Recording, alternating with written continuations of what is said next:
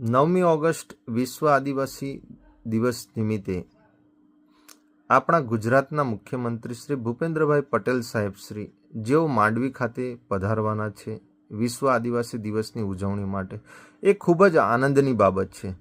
પણ અમારે મુખ્યમંત્રીશ્રીને કહેવું છે કે તમે ગાંધીનગરથી આવો અથવા અમદાવાદથી આવો, તમે હેલિકોપ્ટરના માધ્યમથી અહીંયા લેન્ડિંગ ના કરશો.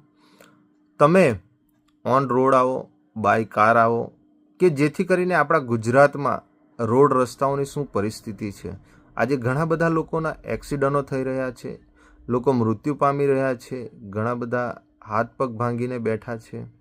આજે પ્રજા ટેક્સ ચૂકવે છે, પણ તેમ છતાં આજે વિકાસ તળિયે જતો રહ્યો છે.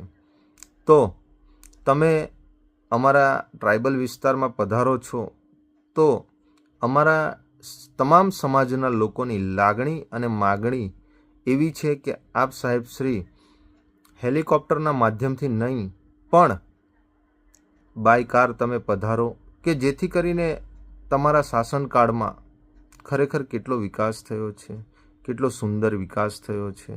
અને આપણા વિસ્તારના રોડ રસ્તાઓ કેવા છે, બ્રિજો કેવા છે. આજે ઘણા બધા બ્રિજો જર્જરિત છે, આજે તૂટી ગયેલા છે. આજે ઘણા બધા રોડ રસ્તાઓ પર વન વે ચાલી રહ્યું છે.